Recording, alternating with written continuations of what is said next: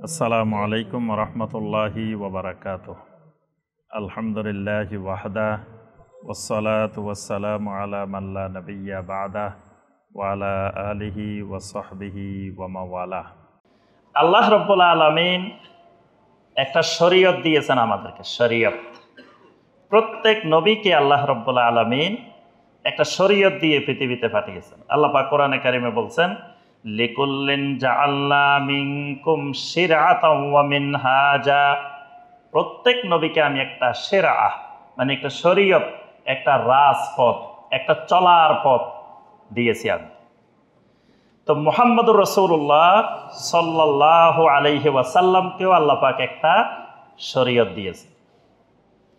এই পুরা শরীয়তের সমস্ত বিধিবিধানগুলোকে একত্রিত করলে দেখা যায় যে শরিয়াকে আল্লাহ রাব্বুল আলামিন 5টি বিষয়ের হেফাজতের জন্য শরিয়ার বিধিবিধান আল্লাহ পাক প্রণয়ন করেছেন।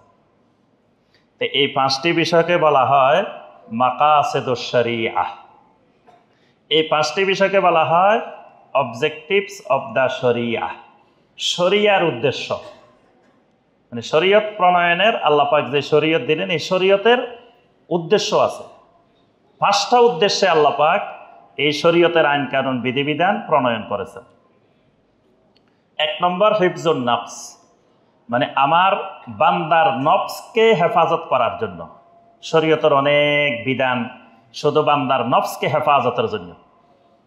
অনেকগুলো শরীয়তের বিধান হিফজুদ্দিন, দ্বীনের হেফাজতের জন্য। অনেকগুলো শরীয়তের বিধান হিফজুন নসল, বংশধারার হেফাজতের জন্য। অনেকগুলো শরীয়তের বিধান মানুষের আকলকে হেফাজত করার জন্য, মানুষের বিবেককে, জ্ঞানকে সংরক্ষণ করার জন্য। আর শরীয়তের অনেকগুলো বিধান আছে হিফজুল মাল, মালের হেফাজতের জন্য। তাহলে মাকাসিদুশ শরিয়াত, আমি যে শরীয়ত মেনে চলবো, যে শরীয়তের আলোকে আমার জীবন গড়ব, তার একটা অন্যতম উদ্দেশ্য আমার মাল যেন হেফাজত হয়।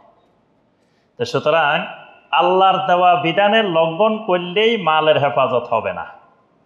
আমাদের বাংলাদেশ থেকে যে বিলিয়ন বিলিয়ন টাকা বাহিরে পাচার করছে, যদি হিফজুল মাল মাকাসিদুশ শরিয়ার উদ্দেশ্য ঠিকমতো রক্ষা করা হইতো, আল্লাহর বিধান মেনে যদি সিস্টেমগুলো করা হইতো, তাহলে এই টাকা পাচার হওয়ার, বাহিরে যাওয়ার কোনো সুযোগ ছিল না। তো কেন গেছে? এখানে শরিয়ার যেই বিধিবিধান ছিল, শরিয়ার বিধিবিধানের দিকে তোয়াক্কা করা হয় নাই। সুতরাং এই খরচের ব্যাপারেও যদি আল্লাহর বিধানের দিকে আমি তোয়াক্কা না করি, তাহলে আমার সম্পদের হেফাজত হবে না। এই কারণে আমাকে আপনাকে এই নীতিমালাগুলো জানা জরুরি, এবং এই নীতিমালার আলোকে আমার খরচের তালিকা তৈরি করতে হবে।